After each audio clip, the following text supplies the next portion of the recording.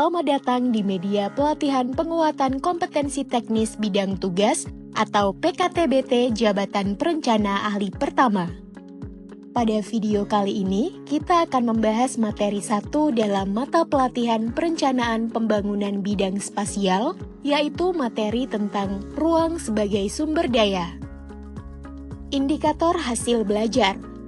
Setelah mempelajari materi ini, Anda diharapkan mampu menguraikan ruang sebagai sumber daya secara logis, sistematis, dan sesuai dengan prinsip perencanaan tata ruang. Ruang sebagai sumber daya.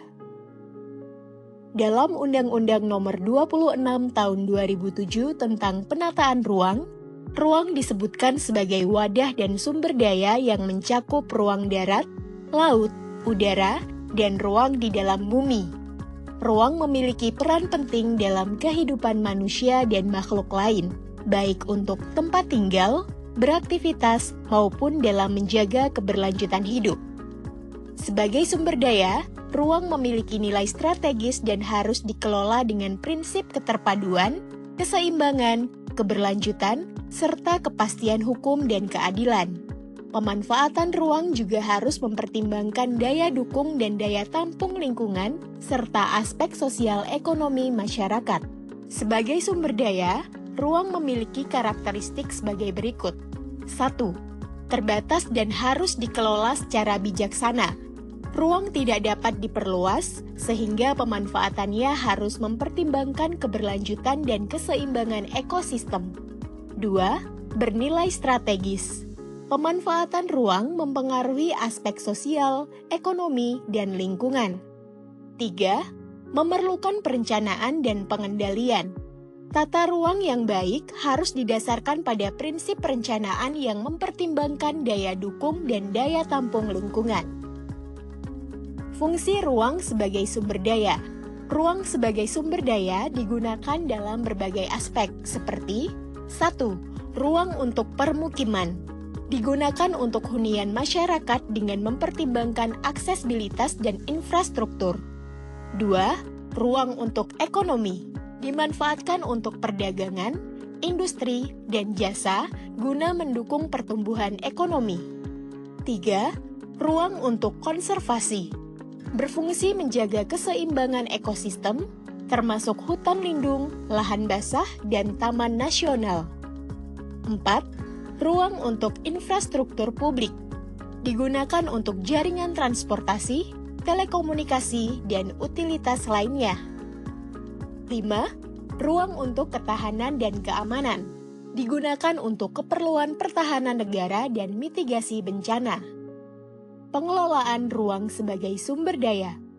Pengelolaan ruang harus dilakukan dengan perencanaan yang matang, agar tidak terjadi eksploitasi berlebihan atau ketimpangan pemanfaatan ruang.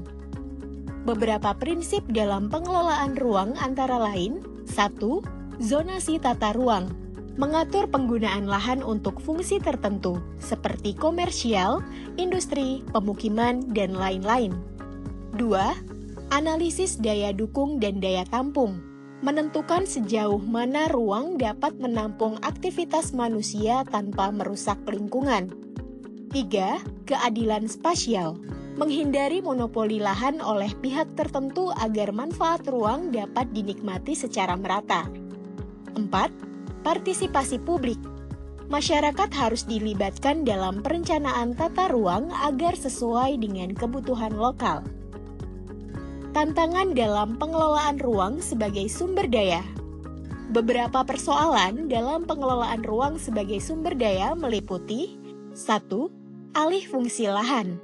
Lahan hijau atau pertanian yang berubah menjadi area industri atau pemukiman tanpa perencanaan yang baik. 2. Ketimpangan akses. Distribusi ruang yang tidak merata menyebabkan perbedaan kualitas hidup antara daerah perkotaan dan pedesaan. 3. Overcrowding di perkotaan.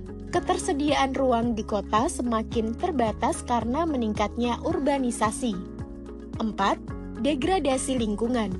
Eksploitasi ruang yang tidak berkelanjutan menyebabkan kerusakan ekosistem. 5. Kurangnya regulasi dan pengawasan. Implementasi tata ruang yang lemah menyebabkan maraknya pelanggaran seperti pembangunan ilegal dan tata ruang yang tidak sesuai dengan perencanaan. Konsep dan daya dukung ruang. Definisi daya dukung ruang. Daya dukung ruang adalah kemampuan suatu wilayah dalam menampung aktivitas manusia dan ekologis tanpa menurunkan kualitas lingkungan atau menimbulkan dampak negatif. Konsep ini erat kaitannya dengan daya tampung lingkungan yang mencerminkan kapasitas lingkungan dalam menyerap aktivitas manusia tanpa mengalami degradasi. Komponen daya dukung ruang. Daya dukung ruang dipengaruhi oleh beberapa faktor utama. 1. Daya dukung fisik. A. Kapasitas lahan untuk pembangunan dan aktivitas manusia. B. Ketersediaan air, udara bersih, dan sumber daya alam lainnya. C. Infrastruktur yang mampu mendukung mobilitas dan kebutuhan dasar masyarakat. 2. Daya dukung lingkungan. A. Kapasitas ekosistem dalam menyerap dampak dari aktivitas manusia, seperti polusi dan limbah. B. Ketersediaan ruang hijau dan kawasan konservasi untuk menjaga keseimbangan ekologis. 3. Daya dukung sosial. A. Kapasitas suatu wilayah dalam menyediakan lapangan kerja, fasilitas kesehatan, dan pendidikan bagi penduduknya. B. Tingkat kepadatan penduduk yang masih dapat ditoleransi oleh suatu wilayah tanpa menimbulkan kemacetan, konflik sosial, atau penurunan kualitas hidup. 4. Daya dukung ekonomi. A. Kemampuan suatu wilayah dalam menyediakan peluang ekonomi tanpa menyebabkan eksploitasi berlebihan terhadap sumber daya. B. Tingkat produktivitas ruang dalam mendukung pertumbuhan sektor industri, perdagangan, dan jasa. Implikasi daya dukung dalam perencanaan tata ruang. Agar daya dukung ruang tetap terjaga, perencanaan tata ruang harus memperhatikan beberapa aspek berikut. 1. Zonasi tata ruang. A. Menentukan penggunaan lahan berdasarkan fungsinya, seperti permukiman, industri, konservasi, dan lain-lain. B. Mengontrol konversi lahan agar tidak terjadi alih fungsi yang merugikan daya dukung ruang. 2. Analisis daya dukung dan daya tampung. A. Studi mengenai kapasitas wilayah dalam mendukung aktivitas manusia dan ekologis. B. Menghitung beban lingkungan akibat pembangunan seperti limbah, polusi, dan konsumsi energi. 3. Pengembangan infrastruktur yang berkelanjutan.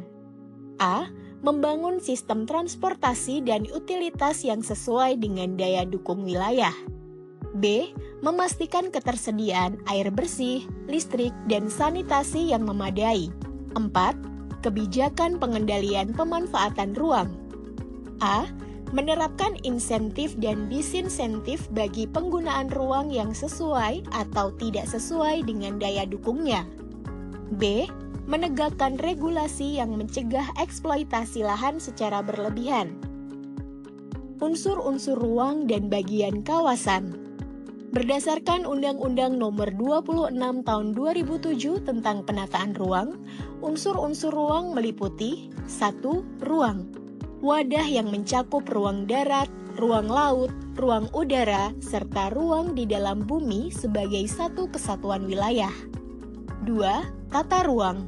Wujud struktur ruang dan pola ruang. 3. Struktur ruang. Susunan pusat-pusat permukiman serta sistem jaringan prasarana dan sarana yang mendukung kegiatan sosial ekonomi. 4. Pola ruang. Distribusi peruntukan ruang dalam suatu wilayah, termasuk kawasan lindung dan kawasan budidaya. Sementara itu, dalam PP Nomor 21 Tahun 2021 tentang penyelenggaraan penataan ruang, unsur-unsur ruang juga dijelaskan sebagai 1. Wilayah, kesatuan geografis dengan batas dan sistem tertentu berdasarkan aspek administratif atau fungsional. 2. Kawasan. Wilayah yang memiliki fungsi utama, yaitu kawasan lindung dan kawasan budidaya. 3. Pemanfaatan ruang. upaya untuk mewujudkan struktur ruang dan pola ruang sesuai dengan rencana tata ruang. Bagian kawasan mencakup berbagai jenis kawasan berdasarkan fungsinya, antara lain 1. Kawasan lindung. Wilayah yang ditetapkan untuk melindungi kelestarian lingkungan hidup, termasuk sumber daya alam dan buatan. 2. Kawasan budidaya. Wilayah yang dimanfaatkan berdasarkan potensi sumber daya alam, manusia, dan buatan. 3. Kawasan perdesaan. Wilayah yang memiliki kegiatan utama pertanian serta pengelolaan sumber daya alam. 4. Kawasan perkotaan. Wilayah dengan kegiatan utama non-pertanian seperti pemukiman, jasa pemerintahan, dan kegiatan ekonomi. 5. Kawasan strategis. A. Kawasan Strategis Nasional atau KSN. Wilayah yang penataan ruangnya diprioritaskan karena dampaknya terhadap kedaulatan negara, pertahanan, ekonomi, sosial, budaya, atau lingkungan. B. Kawasan Strategis Provinsi. Wilayah dengan kepentingan strategis dalam lingkup provinsi. C. Kawasan Strategis Kabupaten atau Kota. Wilayah yang memiliki dampak strategis terhadap pengembangan ekonomi dan sosial di tingkat daerah. Sekian materi mengenai ruang sebagai sumber daya. Selamat belajar!